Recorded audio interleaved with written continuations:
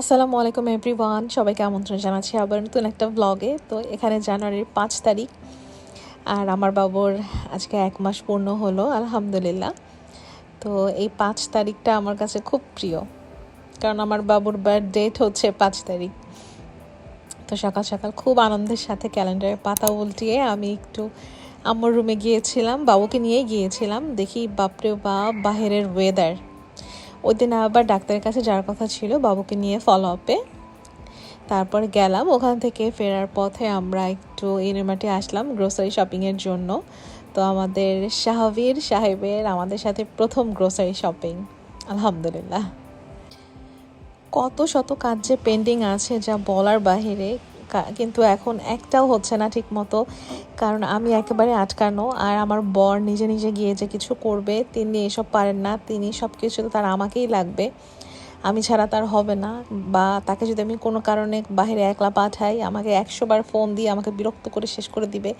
এর থেকে মনে হয় যে তার সাথে গেলেই আমার ভালো, অ্যাটলিস্ট আমাকে এত বিরক্ত করবে না। কিন্তু এখন মানে সব দিক দিয়ে আটকানো। এখন তো বেচারা ফোন করেও আমাকে পায় না। আমার ফোন কই থাকে আর আমি কই থাকি, হঠাৎ একটু হাতে ফোন নেই, ফোন নিয়ে 2-4টা রিলস দেখি, যদি কিছু পছন্দ হয় ওটা আবার স্টোরিতে দিয়ে ব্যাস ফোন অফ করে যে আমি মানে বাবুকে নিয়ে থাকি, আমার আর কোনো হদিসও থাকে না। কত মেসেজেস যে পেন্ডিং হয়ে আছে রিপ্লাই করা, মানে আমি সেই সময়টুকু পাই না যে আমি রিপ্লাই করব। তো যাই হোক, এই যে এখানে শপিং শেষ করে আমরা ফিরছি, তো আমার হাজব্যান্ড ভিডিও করে দিচ্ছেন আর আমি যেভাবে একটু বাবুকে দেখালাম, তো সে আমাকে বলে, এই বাবুকে কেন দেখাচ্ছ? আমি বললাম, বাবুকে কই দেখাচ্ছি, বাবুর মুখে প্যাসিফায়ার আছে, তো বাবুর ফেস দেখা যাবে না ওইভাবে। সে এখনও চায় না বাবুর ফেস মানে সোশ্যাল মিডিয়াতে এভাবে রিভিল করুক। তো ঠিক আছে, বাবু এখন অনেক ছোট। তো আবার অনেক আপুর আমাকে মেসেজে তারপরে কমেন্টে জানান যে আপু বাবুকে কবে দেখাবেন। তো বাবু তো এখন অনেক ছোট, মাশাআল্লাহ, আর একটু বড় হোক তারপর ইনশাআল্লাহ দেখিয়ে দিব।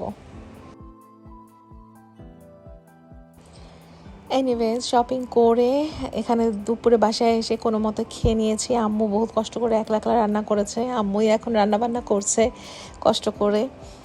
তারপরে খাওয়া দাওয়ার পরে বিকেলে ওই যে চায়ের ক্রেভিং যখন উঠে তখন আর কে আটকায়। ইদানিং প্রচুর চা খাচ্ছি। আগে তো শুধু একবেলা খেতাম সকালে, এখন মানে দেখছি যে চায়ের প্রতি আমার নেশা খুব বেড়ে গেছে। সকালে তো খাই, সেই সাথে আবার কখনো কখনো লাঞ্চের পরেও চা নিয়ে বসি, আর বিকেলে তো মাস্ট চা আমার এখন লাগেই লাগে। আর হচ্ছে বিস্কিট, মানে যে যাই বলুক না কেন, চায়ের সাথে আমার একটু বিস্কিট লাগেই, না হলে আমার ভালো লাগে না। মনে হয় যেন কি যেন না খেয়ে আছি, এরকম একটা মনে হয়। মানে এটাও মনে একটা নেশার মতো হয়ে গেছে আমার। তো যাই হোক, মিঠাইয়ের এই বিস্কিটগুলো না আমার কাছে খুব পছন্দ হচ্ছে ইদানিং, খেতে বেশ ভালো। তো আমি নিয়ে আসছি, নিয়ে এসে এখন আমার এই জারটাতে রিফিল করে নিচ্ছি। আর সেই চা, বিখ্যাত চা সেলনের 3 in 1 যেই চাটা, এটা অলমোস্ট শেষের পথে, আবার নিয়ে আসতে হবে। এটা হয়ে না খুব ভালো হয়েছে। এখন যে ঠান্ডা পড়ে গেছে, আবার মানে চা বানানোর পর হাঁড়ি পাতিল ধোয়া বহুত ঝামেলা। এর থেকেই যে এগুলো রেডিমেড একদম বানিয়ে খাই, খেতেও মজা, আবার আমার কষ্টও কম। তো এখন আমার আসলে এই টাইপের জিনিস খুবই জরুরি, যেহেতু স্বাভাবিককে নিয়ে আমি আটকানো থাকি। তো এই টাইপের জিনিস এখন আমার ভীষণ উপকারী কাজে আসছে। এই যে আমার সাহেবের কান্না শোনেন আপনারা।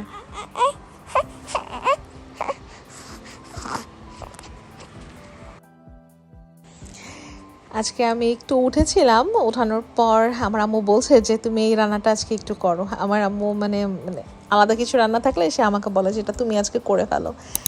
আমি আর কিভাবে করব, এই ছেলে ঘুমাচ্ছিল, হঠাৎ করে একদম চিৎকার দিয়ে সে উঠে গেছে। মানে তার পাশে সবসময় থাকা লাগে, সে ঘুমের ভেতরেও বুঝে যে সে একলা আছে, তখন সে জেগে যায়, উঠে যায়।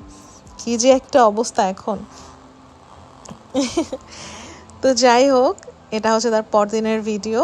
তো আবার ক্যালেন্ডারের পাতা উল্টানো থেকে শুরু করলাম, 6 তারিখ শুরু হয়ে গেছে। তো ওই সময় স্বাভাবিক তার বাবার কাছে ছিল, এই ফাঁকে ভাবলাম যে আমি একটু আমার নাস্তা করে ফেলি, না হলে আমি তো ইদানিং আমার ব্রেকফাস্ট একদমই স্কিপ করছি। তো ডক্টর আমাকে বলছে যে ব্রেকফাস্ট এভাবে স্কিপ করলে ও তো বুকের দুধ আরও পাবে না, তো তোমাকে তো খেতে হবে। এই জন্য ভাবলাম যে ঠিক আছে, খাওয়া শুরু করি। তো শাহাবের যখন পেটে ছিল ওই সময় আসলে ডিম খেতে আমার খুব অসুবিধা হচ্ছিল, কারণ আমার এই ডিম পোচ খেতে খুব ভালো লাগে, মানে কুসুমটা নরম রেখে খেতে ভালো লাগে।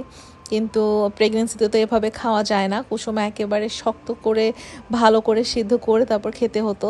তো ওটা আমার কাছে খেতে খুব অসুবিধা লাগতো, এবং আমি আমার প্রেগনেন্সিতে এই প্রোটিন আমার খুবই কম নেওয়া হয়েছিল, কারণ এমনিতেই আমি মাছ গোশের প্রতি আমার আগ্রহ একটু কম। তার মধ্যে আবার এভাবে তো যেইভাবে খেতে পারতাম ওটা তো বন্ধই হয়ে গিয়েছিল। তো অনেক এখন মানে বাবু হওয়ার পরে অনেকদিন পরেই প্রথম আমি 1 মাসেই প্রথম আমি ডিম খেলাম, ডিম পোচ। তো মানে আমার খুব ভালো লাগছিল যে না, এখন আর কোনো রেস্ট্রিকশন নেই, এখন আমি খেতে পারবো ডিম পোচ। তো যাই হোক, কোনো রকম নাস্তাটুকুন বানিয়েছি, এর মধ্যেই সাহেব উঠে গেছে। তারপর উঠেই তো কান্নাকাটি, তারপর তাকে নিয়ে এসে একসাথে বসে আমি নাস্তা করছিলাম। কোলে থাকলে আবার ঠান্ডা, কোলে থাকলে আবার কোনো কান্নাকাটি নেই, কিন্তু মানে ও একা থাকতে চায় না। ও যদি বুঝে যে ও একা আছে তখনই ও কান্নাকাটি শুরু করে দেয়, মানে ওর সাথে সব সময় থাকতে হবে। তো আমি তো চাও চড়িয়ে দিয়েছিলাম, তো এর মধ্যেই তো কান্নাকাটি করা শুরু করে দিয়েছে। পরে আর চা নামাতে পারিনি, আম্মুই পরে চা ঢেলে যেখানে আমাকে দিয়ে গেল। তো নাস্তা করে নিয়ে এই যে বিস্কিট তো লাগবেই, কি আর বলবো, মানে আমি যখনই বিস্কিট দেখি আমার তো হাসি লাগে। মানুষ ভাববে যে কি সারাদিন খালি বিস্কিটই খায় বোধহয়, কিন্তু চায়ের সাথে মানে হাজার নাস্তা করার পরেও না চায়ের সাথে একটা বিস্কিট লাগেই লাগে। এটা একটা নেশা হয়ে গেছে, আমি এই নেশাটা আমি ছাড়তে পারছি না। তো যাই হোক, নাস্তা করে তো বাবুকে আবার ঘুম পাড়িয়ে দিয়েছি। এরপরে এখানে আসছি বাকি গিফটসগুলো দেখাতে। এগুলো আমার হাজব্যান্ডের কলিগরা দিয়েছেন। তো এখানে মানে কিছু ড্রেস আছে বাবুর এখন হবে, আর কিছু আছে অনেক বড়, এই শীতে আমার বাবুর এগুলো হবে না একেবারেই। তো এটা দিয়েছে নওশিন আপু, নওশিন আপু অনেক কিছু দিয়েছে। আড়ং থেকে আমার জন্য খুব সুন্দর একটা গলার সেট দিয়েছে, আর বাবুর জিনিস তো দিয়েছে। মাশাল্লাহ, thank you so much Nowshin আপু।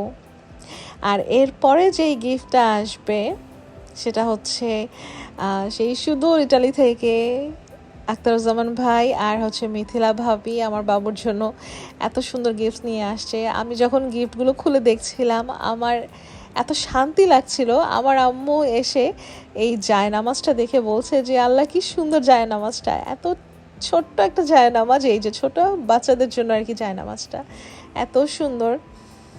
আর আমি কি বলবো, ভাইয়া ভাবি আসলে আমাকে নক দিয়েছিল, কিন্তু আমি যে তাদেরকে রিপ্লাই দিব সেই সুযোগটাই আমি পাচ্ছিলাম না, কারণ বাবুকে নিয়ে যে হসপিটালে ছিলাম, তারপর আসার পরে ও আসলে অনেক ক্র্যাঙ্কি ছিল, ওকে নিয়েই থাকা লাগতো, আমি আসলে কোনো সুযোগই পাচ্ছিলাম না কিছু করার।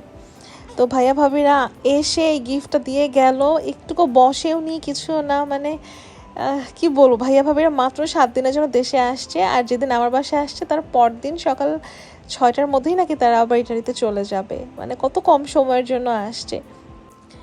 তো ভাইয়া ভাবি আপনাদেরকে অনেক অনেক ধন্যবাদ এত সুন্দর গিফটগুলো দেওয়ার জন্য, বা আমার বাবুর জন্য এটা চিন্তা করার জন্য। Thank you so very much ভাইয়া ভাবি। তো এনিওয়েজ, এই ছিল আমার আজকের ব্লগ। যদি ভালো লেগে থাকে like, comment, share and subscribe করে দিতে পারেন। দেখা হবে ইনশাআল্লাহ নেক্সট ব্লগে। টিল দেন টেক কেয়ার, আল্লাহ হাফেজ।